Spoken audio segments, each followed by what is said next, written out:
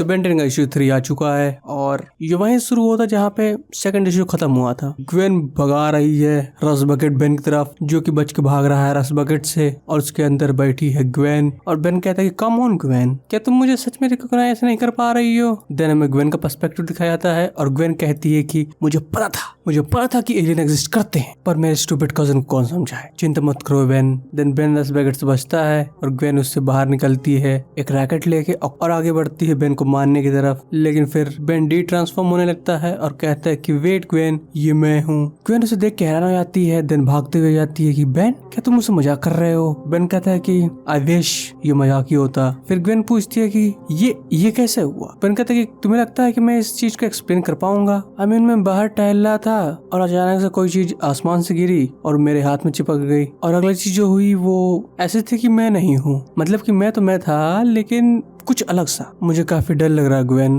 और मुझे लगता है कि आर्मी वो ऑलरेडी मेरे पीछे आ रही है। जहाँ पे हम लोग पहुंच जाते हैं बेस पे, वहाँ पे कर्नल रोजम सबको आदेश दे रहे हैं कि जूडो और पता करो कि जो सोल्जर्स हम लोगों ने भेजे थे उनका जवाब क्यों नहीं आ रहा है, क्योंकि उन लोगों का जवाब नहीं आ रहा है। यहाँ एक सोल्जर सबसे कांटेक्ट करने की कोशिश करता है, लेकिन हमें दिखाया जाता है कि वो सारे सोल्जर्स टुकड़ों में पड़े हुए हैं। देन उस बेस पे रेड अलर्ट का मैसेज आता है और लिख के आता है कि पैरामीटर ब्रीच। देन कर्नल रोजम कहते हैं कि कौन इंट्रूडर आ गया। देन हमें बाहर का नजारा दिखाया जाता है जहाँ पे क्रैब हमला कर देता है उनके ऊपर, और मिलिट्री वाले भी उसके ऊपर चला रहे हैं बंदूकें। यहाँ क्रैब कहता है कि इस प्लेनेट से जिस तरीके का रेजिस्टेंस मुझे मिल रहा है वो काफी पैथेटिक है। वहीं पीछे से ग्रैंडपा मैक्स भी छुप के देख रहे हैं और कहते हैं कि ये चीज आराम से तो नहीं बीतने वाली है। देन कर्नल रोजम अंदर से 2 सोल्जर्स को लेके आते हैं जिनके पास स्पेशल इक्विपमेंट्स है और कहते हैं कि जला के खत्म कर दो उन लोगों को। देन वो फायर गन का यूज करके क्रैब के ऊपर आग बरसा देते हैं, और फिर क्रैब कहता है कि ये डिस्ट्रैक्शंस मीनिंगलेस हैं। ओमनी सिग्नल काफी स्ट्रांग मिल रहा है मुझको और मेरा मिशन बस कंप्लीट ही होने वाला है। जहां उस ब्लास्ट से ग्रैंडपा मैक्स बचते हुए एक व्हीकल के पीछे छुपते हैं और कहते हैं कि मुझे पता है कि ये मेरी एक बड़ी मिस्टेक होने वाली है, पर देख लग रहा है कि अब मेरे पास कोई चॉइस नहीं है। एंड देन वो एक कंपास जैसे दिखने वाली घड़ी की एक बटन दबाते हैं, जहाँ पे हम लोग फिर पहुंच जाते हैं रस बकेट के अंदर, और वहाँ हमारे ग्वेन और बेन बात कर रहे हैं। जहाँ ग्वेन कहती है कि अगर मैंने इसे अपनी आंखों से नहीं देखा होता तो शायद मैं भी इस चीज पे भरोसा नहीं करती, पर ये चीज है क्या? बेन कहता है कि मुझे भी कोई आइडिया नहीं है ग्वेन, बस ये चीज मेरे हाथ में आके चिपक गई और अब मैं इसे निकाल नहीं पा रहा हूँ। वहीं पे ग्वेन कहती है कि वेल, पहली चीज तो ये है कि हमें ग्रैंडपा मैक्स को ढूंढना होगा। एंड देन वो लोग ध्यान देते हैं कि ये क्या हो रहा है, इंजन अपने आप चालू हो गया। और बेन कहता है कि वो ये चीज मूव कर रही है। एंड देन पता चलता है कि रस बकेट मूव कर रहा है। और बेन कहता है कि इस चीज को ड्राइव कौन कर रहा है? ग्वेन कहती ऑब्वियसली नॉट मी। जहाँ बेन कहता है कि ये चीज अपने आप चल पा रही है, ऐसा कैसे? और बेन कहता है कि कुछ समय के लिए रुके तो मैं उतर जाऊं यार। ग्वेन कहती है अपना मुंह बंद रखो बेन, मुझे समझ में आया कि हम लोग जा कहाँ रहे हैं। देन रस बकेट भगाते हुए एंड बेन कहता है मुझे तुम्हारे बारे में तो नहीं पता ग्वेन, पर मैं इस समर वेकेशन को छोड़ने के लिए अभी तैयार हूँ। ग्वेन कहती है क्या तुम्हारा कहने का मतलब क्या है? हम लोग मजे नहीं कर रहे हैं। देन हम लोग पहुंच जाते क्रैब के पास, जहाँ उसके ऊपर तो हमले किए जा रहे हैं, और जहाँ बेन और ग्वेन फाइनली पहुंच जाते हैं क्रैब के पास, और वो अंदर से आवाज आती है कि फाइनली ये चीज रुकी तो। और वहीं पे ग्वेन देखती है और कहती है कि ये क्या है, किसी तरीके का मिलिट्री कैंप, और वहाँ पे किसी तरीके का मॉन्स्टर है। बेन कहता है हाँ, देख के काफी इंसेन लग रहा है ना। देन क्रैब सोल्जर को पकड़ता है और उसकी खोपड़ी खोल देता है और कहता है कि ये चीज जल्दी ही खत्म होगी। जहाँ ग्वेन कहती है कि बेन, पीपल आर किल्ड, तुम्हें उनकी मदद करनी होगी, वो जो भी है उसका इस्तेमाल करके। एंड देन ऑर्मेटिक्स की लाइट जलती है और बेन कहते हैं कि राइट ग्वेन, आई गेस ये कुछ न करने से तो ज्यादा बेहतर है। देन क्रैब कहता है कि ओमनी सिग्नल की रीडिंग काफी स्ट्रांग है, वो कहीं करीब ही होगा। देन बेन डायमंड हेड में ट्रांसफॉर्म होकर हमला करने जाता है, कहता है कि क्रिपो ऊपर देख और अपनी स्माइल कैमरा के लिए बचा के रखो और इस चीज को भी ध्यान में रखना। देन उसको हमला करके मारता है एंड तगड़ा घोसा जमाना चालू कर देता है। देन क्रैब कहता है कि तो तुम किस तरीके के पेट्रोशेपियन हो, वो भी इस पैथेटिक रॉक पे, तो तुमने कम से कम कॉस्मिक लेजेंड क्रैब के बारे में तो सुना ही होगा, और अगर नहीं तो तुम बताने के लिए जिंदा भी नहीं बचोगे। एंड देन दोनों जमीन की तरफ नीचे गिरते हैं, जहाँ क्रैब कहता है कि इस चीज को जमाने हो चुके हैं कि मैंने अपने मेटल क्लॉस किसी पेट्रोसेपियन पे इस्तेमाल नहीं किया, पर इस प्लेनेट पे एक चैलेंज तो मिला। बेन कहता है आई गेस तुम यहाँ कहीं आसपास से नहीं हो, देख के तो लगता है। तुम्हारा स्वागत जाता है अर्थ पे। एंड देन वो घूसा मारता है क्रैब को और देख के लगता है क्रैब कुछ नहीं हुआ, क्योंकि फिर क्रैब कहता है कि तुम्हारे पास पावर है पर डिसिप्लिन नहीं, और तुम्हारी लेटेंट एनर्जी फ्रीक्वेंसी काफी जानी पहचानी है। बेन कहता है वेल जो भी हो मैन, तुम स्टिल यहाँ घुस आए हो तो तुम्हें जल्द से जल्द मेरे घर को खाली करना होगा, तो जल्दी से निकल जाओ। और इस चीज को सुन के ग्रैंडपा मैक्स कहते हैं कि क्या, और उन्हें एहसास हो जाता है कि ये बेन है। देन क्रैब अपनी आंखों से लेजर बीम का हमला करता है और कहता है कि मैं तुम्हारी मौत जल्दी ही दूंगा, और इतना बोल के वो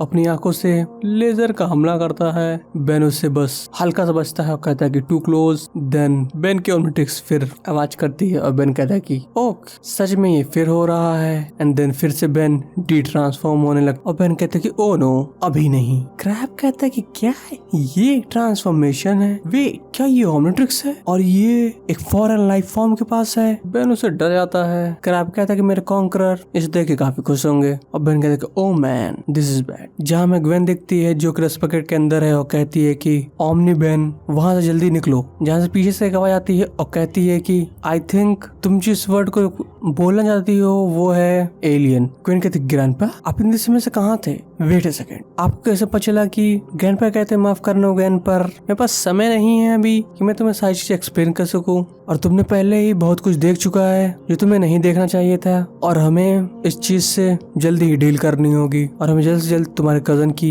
हेल्प करनी होगी इससे पहले कि चीजें काफी ज्यादा खराब हो जाए। क्रैब कहता है कि इस चीज को पर्सनल मत लेना अर्थलिंग, पर यूनिवर्स को तुम्हारे अंत की जरूरत। बेन कहता है कि मैं आगे बढ़ा और मैं जो कर पाया वो मैंने किया। और फिर क्रैब कहता है कि यूनिवर्स के कॉन्करर के नाम पे, और देन पीछे से ग्रैंडपा मैक्स रस बकेट से किस तरीके की मशीन चालू करते हैं जिससे कि क्रैब वहीं रुक जाता है। और बेन कहता है वेट अ सेकेंड, अगर ये ग्लो कर रहा है और मैं जो सोच रहा हूँ वो सही है तो आगे बढ़ते हैं। जहाँ पर रस बकेट के अंदर ग्वेन कहती है कि आपने अभी क्या किया ग्रैंडपा। ग्रैंडपा बताते हैं कि ये बस एक हाई फ्रीक्वेंसी पार्टिकल बस्टर है जो कि रूफ पे लगा हुआ है। वो एक तरह की एरे है जो ट्राई करती है और स्क्रैम्बल कर देती है सिस्टम को, और एज लॉन्ग एज बेन उस क्रेटर में स्टक है तो कम से कम हम इतना तो कर ही सकते हैं उसे डिस्ट्रैक्ट करने के लिए ताकि उसे थोड़ा समय मिल जाए। एंड देन क्रैब के अंदर आवाज आती है system rebooted. And then Ben कहता है कि क्रैब ये ले घुस अपने मुंह पे, और कहता है कि मैं तैयार हूँ राउंड 2 के लिए और अब हम लोग बात करते हैं। I got 4 arms back to fight, और इसका मतलब कि मैं तुम्हें सुमो स्लैम भी कर सकता हूँ। और वो दे मारता है उसको एक टीन के डब्बे पे, जहाँ वहाँ मिलिट्री वाले पहुंच जाते हैं और कनाडोजम कहते हैं कि